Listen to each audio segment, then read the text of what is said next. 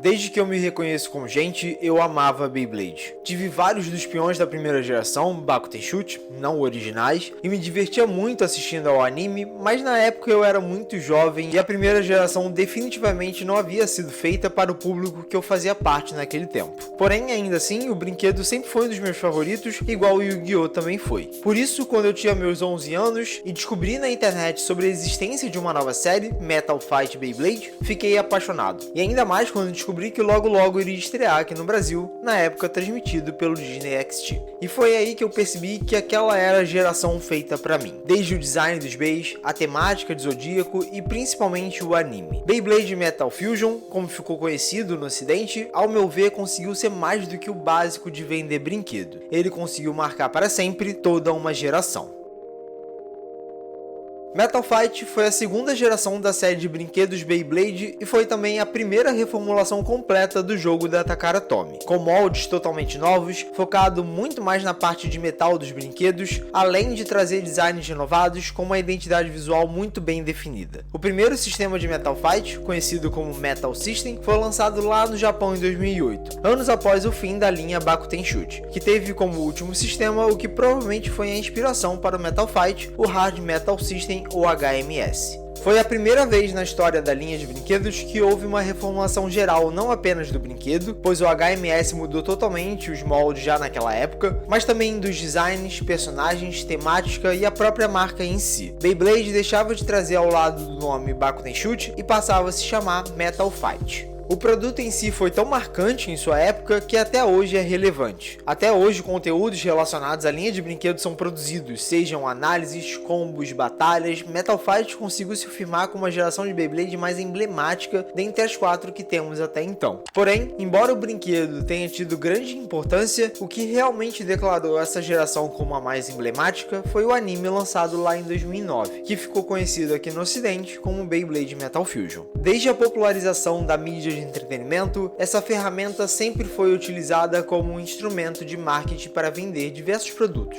e desenhos animados, que tinham como foco principal o público infantil, sempre foram um prato cheio para a divulgação de brinquedos. Muitos desenhos clássicos dos anos 80 surgiram justamente de uma linha de brinquedos. He-Man, que surgiu da linha Mestres do Universo, Thundercats, Transformers, entre muitos outros exemplos que tinham como objetivo divulgar aquela franquia, conectando o produto ao consumidor através de uma história que cativava o público infantil. No Japão, além do já citado Transformers, muitos outros animes que se tornaram clássicos aqui no Brasil surgiram justamente com essa proposta. Yu-Gi-Oh!, que embora fosse a adaptação do mangá, foi encomendado pela Konami justamente para divulgar as cartas Pokémon, Digimon, Medabots e, claro, Beyblade. A Takara, criadora do jogo, encomendou tanto o mangá pela revista CoroCoro, quanto o anime com a intenção de utilizar essas mídias como marketing para o produto em si. A primeira geração de Beyblade, Baku Tenshouchi, tentava mesclar o jogo real com um misticismo lúdico que tornava mais fácil das crianças se interessarem pelo show. Porém, a abordagem do anime dos anos 2000 se perdia entre querer demonstrar Beyblade como um jogo, ao mesmo tempo que queria o lúdico e o mágico acontecendo, gerando situações de conflito entre as duas abordagens que Baku Tenshouchi quis seguir. Um sentimento de estranheza, pelo menos para mim, vendo os dois elementos. Ainda assim, a primeira animação teve um sucesso inegável em todo o mundo, ajudando a estabelecer a nova linha de brinquedos da Takara dentro do mercado, perdurando mesmo com mais de 25 anos de existência. Ainda assim, a animação em questão ainda caía para muitos dos que assistiam como mais um anime de vender brinquedo. E justamente essa tentativa de se manter próxima do jogo real enquanto tentava ser lúdica, ajudava com a ideia de que não havia uma intenção maior por trás daquela história. E essa intenção, que faltava em Baku Tenshouchi, se tornou o elemento principal de Metal Fight. Se para a primeira série faltava certeza em abraçar o mágico e viajado, Metal Fusion deixa qualquer receio para trás e entra de cabeça no lado mais maluco e absurdo que uma obra infantil de vender brinquedos pode fazer. Desde batalhas com espiões caindo do topo de um prédio e provocando explosões e caos no meio da cidade, até mesmo eventos históricos girando em torno desse brinquedo. Metal Fusion é tão absurdo que dá a volta completa e isso se torna um dos pontos mais interessantes do anime. Enquanto em várias outras obras desse desse estilo é necessário que o público apenas aceite que o brinquedo em questão é o foco daquele universo, sem muita explicação aprofundada do porquê, Metal Fight consegue criar com seu enredo uma justificativa que, mesmo absurda, se torna efetiva em credibilizar o motivo pelo qual Beyblade é tão importante para aquele mundo, sendo algo tão ligado à humanidade que, ao se tornar um esporte, conquistava as crianças e jovens, assim como práticas esportivas do mundo real. Toda a ambientação de Metal Fight embasa o motivo pelo qual o conflito principal é tão importante, embasa o porquê parecer que um simples brinquedo tem tanto poder, pois eles de fato guardam algo especial em si. Na primeira temporada, vemos todo o Japão sendo mobilizado para realizar um torneio Bladers de batalha. Já na temporada seguinte, que é o Campeonato Mundial, conseguimos notar como essa cultura é global. O esporte Beyblade é tão importante naquele universo não por mera convenção, mas sim pela ligação ancestral que o objeto tem com a humanidade, permitindo com que os Bladers conseguissem despertar em si habilidades únicas quando havia conexão com o seu Bey. E tudo isso torna o elemento do jogo em si secundário durante a obra, pois as batalhas,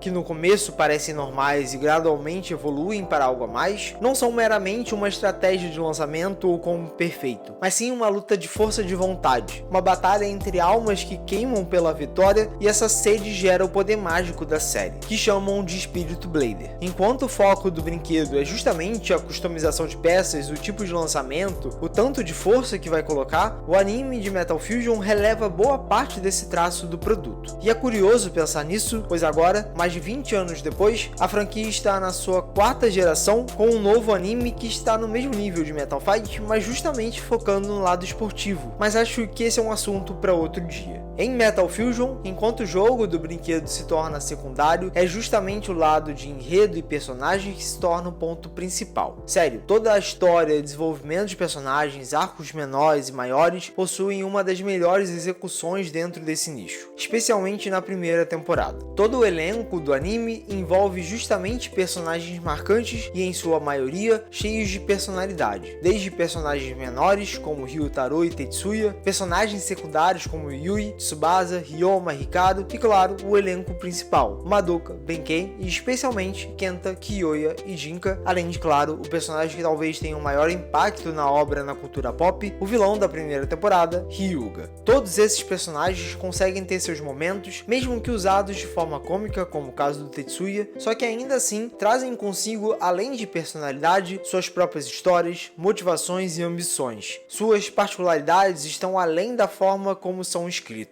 Seus designs, seus papéis durante o enredo, tudo é propositalmente colocado para criar um vínculo com as crianças que assistiram o anime na sua época. Diferente da primeira geração, onde a criança se conectava ao brinquedo pelo brinquedo em si, a proposta executada em Metal Fight é justamente criar essa conexão através do personagem que o utiliza. Por isso é irrelevante para o anime demonstrar combos diferentes, pois é aquela versão específica utilizada pelo personagem que vai se conectar à criança, indo além do produto em si e criando identificação em vínculos mais profundos. E o roteiro dá uma atenção especial ao quarteto principal da série, Kenta, Jinka, Kiyoya e Hyuga. Esses 4 personagens são um ponto alto do desenvolvimento individual do anime, movendo a história com motivações próprias que aos poucos vão se aglutinando em uma única motivação final. Kiyoya é apresentado como um rival que, durante seu arco pessoal, se torna vilão até finalmente retornar como anti-herói, sendo o personagem ao lado do Hyuga com a personalidade mais marcante do anime. Jinka, por outro lado, sendo o personagem principal, tem seu desenvolvimento aliado a um enredo maior da história, servindo muitas vezes na primeira metade como uma ponte para o desenvolvimento dos demais personagens. Ele nos é apresentado como já sendo um Blader extremamente forte e habilidoso no jogo, e é justamente a partir dessa ideia que o anime o desenvolve, aproveitando da fragilidade de um talento nato ao ser derrotado e sua confiança abalada. Mas não por ego ou qualquer coisa do tipo, e sim por ressentimento e perdas do passado. Quando o anime introduz o Fênix e faz o protagonista perder todos os seus pontos, quase que encerrando suas chances de entrar no torneio e enfrentar o vilão final, é quando o roteiro entrega não apenas uma mera desculpa para mais episódios e batalhas, mas sim uma abertura para desenvolvimento e crescimento do personagem. Inclusive, a cena do Fênix quebrando o Bay Pointer do Jinka é extremamente bem dirigida e transmite muito bem o desespero do personagem ao se ver sendo arremessado longe do objetivo. Objetivo esse que é justamente impedir a Nébula Sombria e parar o vilão final e o seu Bey, Hyuga e L. Drago. Acho que se existe um motivo pelo qual essa geração e anime ficaram tão marcados na memória das pessoas, esse motivo é o Hyuga. Esse personagem, introduzido na primeira temporada como vilão, foi trabalhado tão bem ao longo das 3 temporadas principais de Metal Fight que se tornou o ponto alto das séries. Desde quando ele foi apresentado já tinha apelo. Hyuga tinha uma personalidade bastante única e chamativa, as caricaturas de um vilão maluco, mas que ainda assim não era alguém insano. Ele tinha plena noção do que estava fazendo e consegue resistir à manipulação do poder sombrio do Eldrago até o final da série, literalmente só sucumbindo no confronto final. Além de ele ter sido criado como o rival perfeito para o Jinka, porque assim como ele, Hyuga também é um Blader extremamente forte logo no começo, tanto que resistiu ao poder maligno por muito tempo e nas temporadas seguintes só foi reforçada essa ideia, sobrepujando sozinho esse lado sombrio do Eldrago e o domando por completo, e enfrentando o próprio deus da destruição sozinho e resistindo muito naquela luta. Isso apenas ajudou a construir o carinho e o gosto do público pelo personagem. Mas Hyuga não é o único que tem um desenvolvimento ao longo das 3 séries. Isso porque existe um outro personagem cujo arco perdura até o final da 3ª temporada, uma temporada que ele inclusive acompanha o Hyuga, e esse personagem é o Kenta. Kenta é essencialmente o que qualquer protagonista de uma série infantil de brinquedos shounen no geral seria. Ele no começo da obra é fraco, não tem tanto conhecimento e habilidade no jogo, mas com o desenrolar da história ele evolui mais e mais e consegue despertar a essência mágica de seu bem Sagitário e se tornar cada vez mais forte. Ele infelizmente fica apagado na 2ª temporada, tendo poucas aparições, mas na 3ª é onde Kenta demonstra todo o seu progresso, acompanhando Hyuga, tentando convencer ele a ajudar os amigos e ao final sendo reconhecido pelo próprio não apenas como alguém que merece respeito, mas como um amigo, recebendo o poder dele, seu sacrifício, para que conseguissem vencer o vilão final daquela temporada.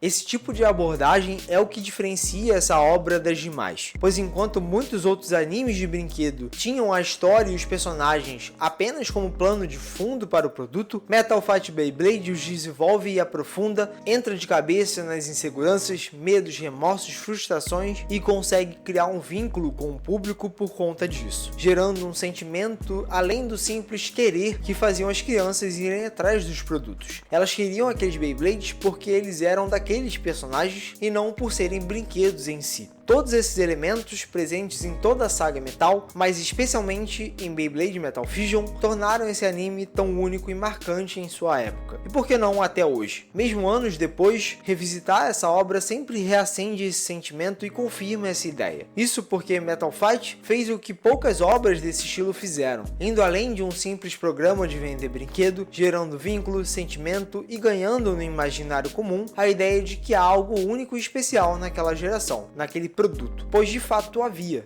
identificação, carinho, conexão que representavam para as crianças mais do que apenas um brinquedo. E eu até hoje guardo alguns dos meus Beyblades que comprei nessa época, e ainda gosto muito da franquia, que segue viva e mais forte do que nunca com a geração que está conseguindo repetir o mesmo feito de Metal Fight, só que com a abordagem oposta, o que a torna única e especial por si só. Beyblade X tem sido uma linha muito legal de acompanhar, com produtos incríveis, novas dinâmicas de jogo, mais competitivo do que qualquer outra geração foi, e seu anime trabalha na mesma linha. Mas ainda assim não há como negar que o feito que Metal Fight realizou foi tão importante para a franquia que conseguiu a restabelecer mesmo depois de 3 anos em hiato. Beyblade Metal Fusion foi mais do que um anime de brinquedo, mas sim uma obra que conseguiu ir além.